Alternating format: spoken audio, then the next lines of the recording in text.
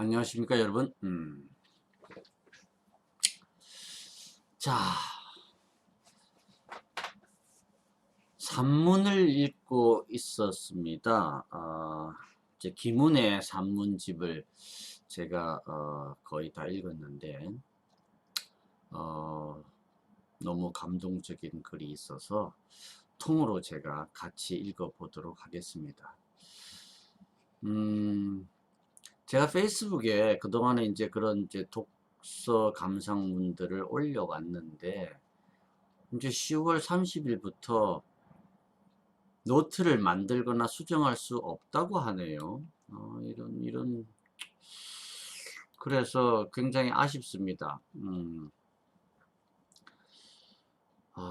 이것도 10월 31일 이후에는 노트를 만들거나 수정할 수 없다고 하면서 이제 이걸 뭐 으름장을 놓은 지가 몇 달 됐어요.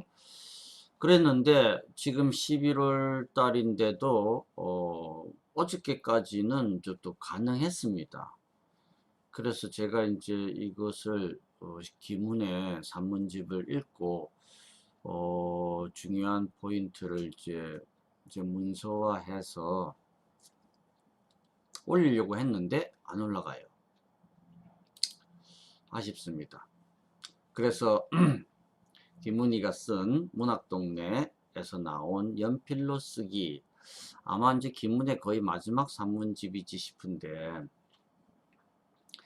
근데 이것을 여기다가 이제 그 내용을 올리려고 했으나 올라가지 않고 있습니다.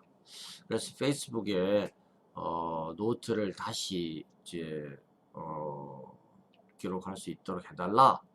뭐 왜 그걸 폐쇄했느냐, 뭐 이런 의문을 제가 올려는 놓았습니다. 답답한 상황이죠. 자, 그래서 문서화된 걸 이제 옮겨왔어요. 그 중에서 이 부분만큼은 제가 여러분들하고 같이 읽어야 되겠다라고 생각을 했습니다. 239쪽인데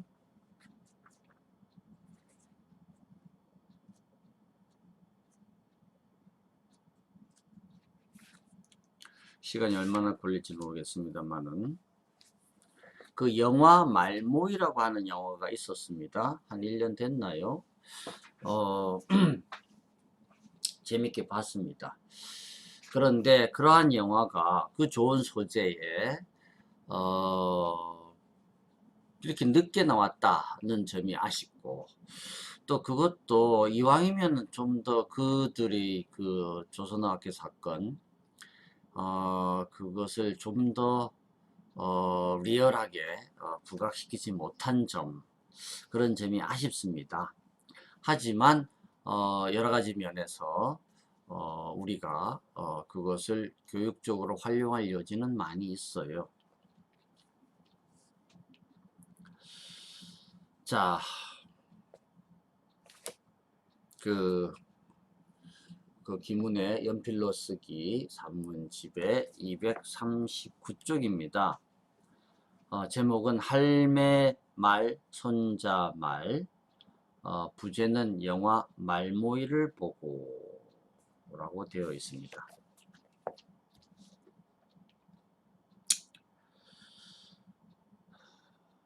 나는 별을 별이라고 불러야만 별이 별같이 느껴진다. 해, 달, 바람, 바다, 가을, 민들레도 다 마찬가지다. 스타는 시각적이고 물리적인 대상이지만 별은 내 생애에 개입되어 있는 경험적 실체이다. 별이라는 소리와 글자를 들여다보면 별은 그야말로 별처럼 어둠 속에서 반짝이고 있다. 얼굴은 얼굴이라고 말해야만 내 마음속에 여러 얼굴들이 떠오른다. 페이스로는 안 된다.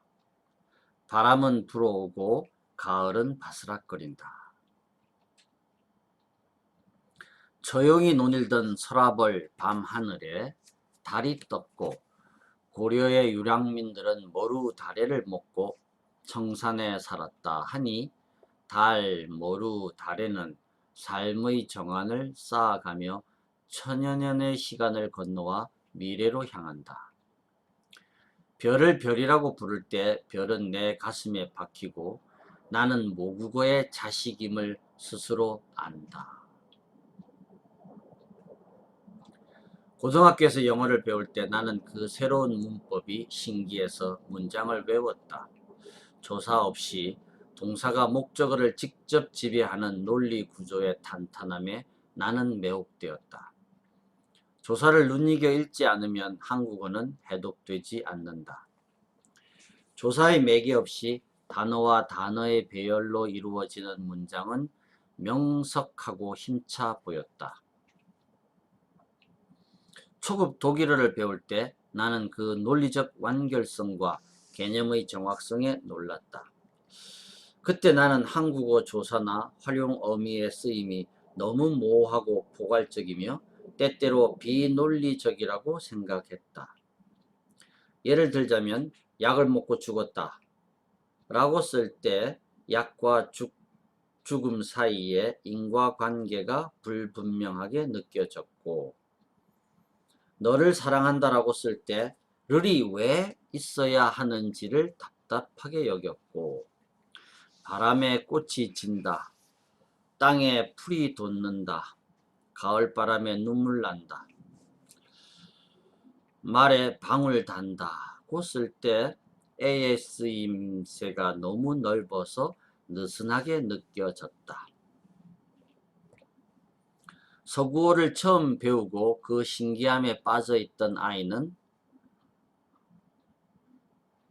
문법이 모든 단어를 엄격히 옭아매야 한다고 생각하고 있었다.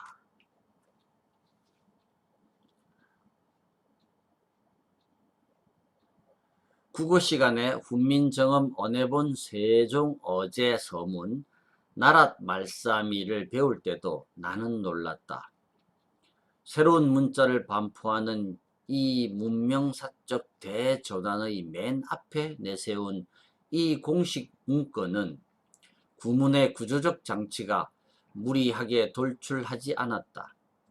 단순 명료하고 군더더기가 없었고 단 한 개의 문장으로 모든 할 말을 다 했고, 글의 흐름이 순해서 물 흐르는 듯 했고, 옥좌에 앉아서 말하는 임금의 목소리와 음색이 느껴졌다. 고3 때는 3일 독립선언서를 배웠는데 한문투 문장의 힘은 오랫동안 내 마음에 남아 있었다. 오등은 자의 조선의 독립군임을 선언하노라 로 시작되는 이 선언서의 첫 문장은 강력한 주어가 맨 앞에서 문장을 이끌고 있었고, 조선인이 지금 이 자리에 모여서 무엇을 하려는지를 한 개의 문장으로 분명히 말하고 있었다. 오등은 내가 경험한 한국어 중에서 가장 힘센 주어였고 정확하고 확실하게 제자리에 놓여 있었다.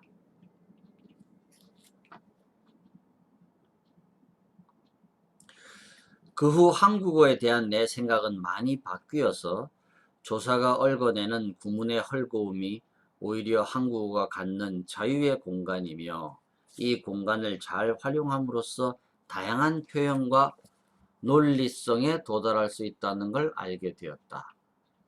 그러나 아직도 나는 한국어 조사와 구문이 어렵다. 모국어는 친숙할수록 긴장을 요구한다. 2019년 정초에 영화 말모이가 개봉했다.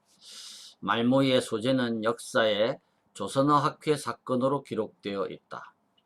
영화는 일제 말기인 1940년대 조국의 말과 글을 지키려는 사람들의 순환과 성취를 그리고 있다. 조선어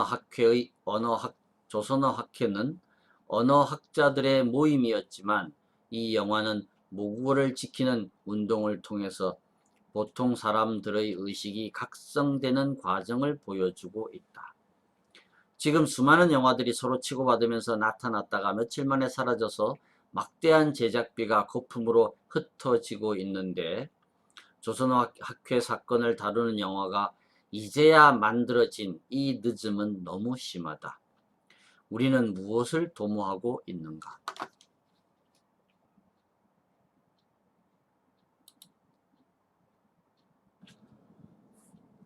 1940년대 일본은 절망적인 전쟁으로 인력과 자원을 총동원하고 있었다.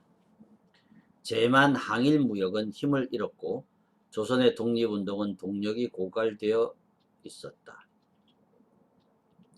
조선학회의 선인들은 모국어를 보존함으로써 민족 재생과 부활의 씨앗을 뿌렸는데 선인들은 암흑과 고난 속에서도 먼 앞날을 내다보고 있었다.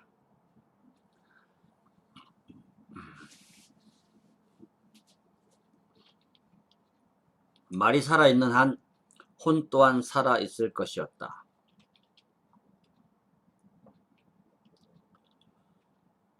일제는 조선어 사건을 만들려는 선인들의 활동에 조선어 사전을 만들려는 선인들의 활동에 치안유지법상의 내란죄를 적용해서 33명을 검거했다. 함흥지방재판소에는 판결문에서 고유 언어는 민족의식을 양성하는 것이므로 조선어 학회의 사전 편찬은 조선 민족 정신을 유지하는 민족 운동의 형태다. 라고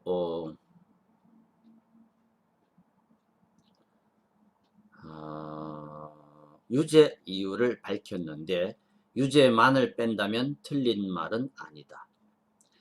잡혀간 사람들은 모두 야만적 고문을 당했고 2년에서 6년의 형을 받고 함흥형무소에 수감되었다. 이윤재, 한징 두 분은 광복을 가까이 앞두고 옥사했다.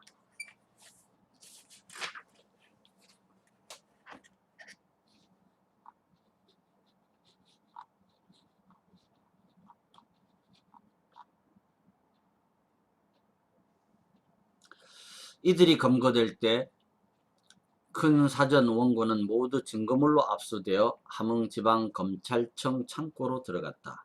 그 후 상고심 관할이 서울로 넘어가자 이 증거물들은 열차에 실려 서울역으로 운송되는 도중에 광복을 맞았다. 큰 사건 원고는 증거 번호가 찍힌 채 서울역 마루보시 후에 대한통운이 된 철도 화물 운송사 창고에 쌓여 있었다. 조선어 학회 회원들이 서울역을 모두 뒤져서 원고 뭉치를 찾아냈다. 이 원고는 26,500장 정도였다. 1947년에 큰 사전 1권이 발간되었다. 6.25 때 나머지 원고는 여러 곳으로 흩어졌고 종전 후에 다시 수습해서 미국 록펠러 재단의 지원을 받아 1957년 10월에 큰 사전은 모두 6권으로 완관되었다. 큰 사전은 그 후에 간행된 많은 한글 사전의 토대가 되었다. 큰 사전은 서문에서 이 책이 다만 앞사람의 유산을 찾는 도움이 됨에 그치지 아니하고 나아가서는 민족 문화를 창조하는 활동의 이로운 연장이 되며 또 그 창조된 문화재를 거두어들여 앞으로 자꾸 충실해가는 보배로운 곳집이 되기를 바람하지 아니한다. 라고 썼다. 1950년 6월 27일 저녁 인민군이 서울 북쪽까지 쳐들어와서 포탄 터지는 소리가 들릴 때 큰 사전 편찬위원들은 이살 부리다와 아살 부리다의 차이가 뭐냐를 따지다가 끝을 맺지 못한 채 헤어져서 피난 갔다고 한다. 영화 말모이는 전국의 사투리를 수집해서 그 의미를 따지고 표준말을 정하는 과정에서 여러 사람들이 참여하는 모습을 이야기의 골격으로 삼고 있는데 큰 사전을 만든 선인들의 활동과도 일치한다. 가야의 가실왕은 여러 고을의 말이 각각 다르므로 음악 또한 일정하게 할 수 없다면서 악사 우르에게 12곡을 짓도록 명령했다. 이 12곡은 여러 고을의 음악이다. 가실왕은 언어가 삶의 현장에 바탕하는 것이므로 그 구체성을 존중해야 하며 일정한 표준을 강요할 수 없다는 인식을 가지고 있었고 음악 또한 이 원칙에 따라야 한다고 우르에게 요구했다. 이로 짐작건대 우르기 왕명으로 작곡한 가야금 12곡은 여러 고을의 발성과 향색이 강하게 드러난 음악으로 세련되지 못한 면이 있었을 것이다. 언어로 치자면 사투리인 것이다. 우르크는 신라로 기순한 후 신라에서 만난 음악의 제자들과 심각한 미학적 갈등을 겪게 되는데 우르크의 이 지방색을 신라의 음악 엘리트들이 수용하기 어려웠을 것이다. 영화 말모이에서 여러 지방의 사람들로부터 사투리를 수집하는 장면을 보면서 나는 대가야의 가실왕과 악사 우르크 그리고 이제는 점차 사라져가는 여러 고을의 사투리들을 생각했다.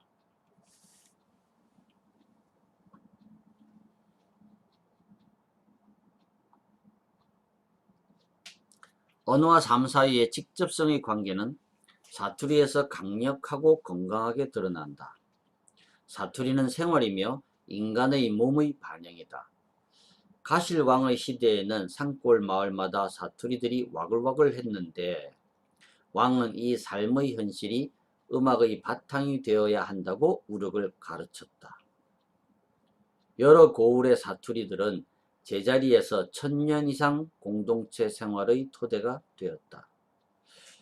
표준어를 언어생활의 중심부에 모시는 정책이 사투리를 박멸하자는 목표를 지향하는 것은 아닐 테지만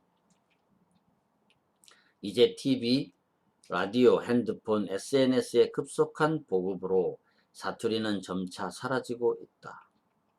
TV나 라디오에서는 종사자들 뿐만 아니라 출연자들도 모두 깔끔한 표준어로만 말한다.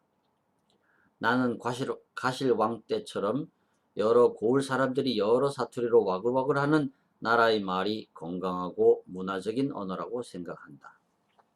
세종대왕은 나라 말씀이 중국과 다른 것을 걱정했지만 한반도 안에서의 사투리는 중국과 다르듯이 다른 것이 아니다. 단어와 억양이 달라도 서로 이해할 수 있다. 나의 소망은 이루어질 가망이 전혀 없겠지만 사라져가는 사투리를 사라져가도록 내버려 둘 수는 없다. 사투리는 모국의 하늘에서 빛나는 수많은 별들이다.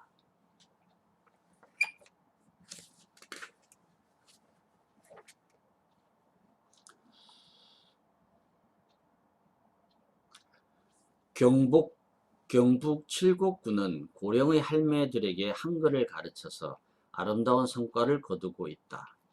할매들은 읽고 쓸 줄 알게 되었고 한글로 자신의 정한과 생애를 기록했다. 칠곡군은 할매들의 시를 모아서 시집을 발간해 오고 있는데 2018년 11월에 세 번째 시집이 나왔다. 칠곡군 양목면 복성일이 박금분 할매 88세 아포댁의 시 할매 말 손자 말은 사라져가는 사투리의 마지막 풍경을 보여준다. 서울 아들이 양목말 쓰지 마락한다. 할매 말 못 알아듣는다고 양목말 쓰지 마락하다. 에헤이 나도 너그 말 모르겠다. 양목 할매캉 서울 아들캉 서로 모리를 웃잡고 칠곡군 동명면은 대구광역시 북구의 북쪽에 있다한 산간 마을이다. 콩을 심어도 팥을 심어도 산돼지와 고라니들이 다 파먹어서 도저히 농사를 해먹을 길이 없다고 이 마을 할매들은 말한다. 이 마을 박후불 할매 77세 대천댁은 한글아 고맙다라는 시에서 한글을 깨친 기쁨을 노래하고 있다.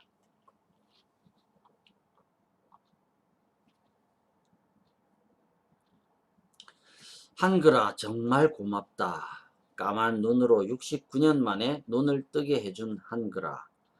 한이 맺힌 한글 공부, 아름다운 이 세상을 만나 늦게나마 배우게 되었다.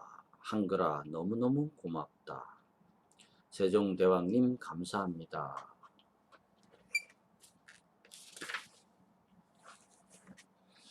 선생님도 정말 고맙습니다.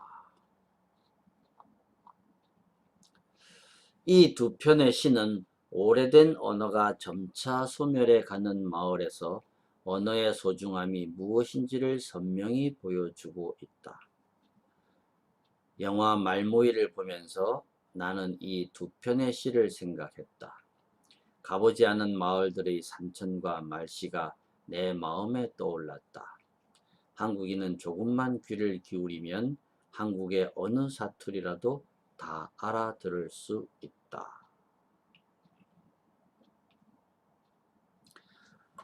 네, 김은의 산문집 연필로 쓰다에서 할매말 아가마였던가 그랬습니다. 한번 책을 직접 읽어보시기 바랍니다.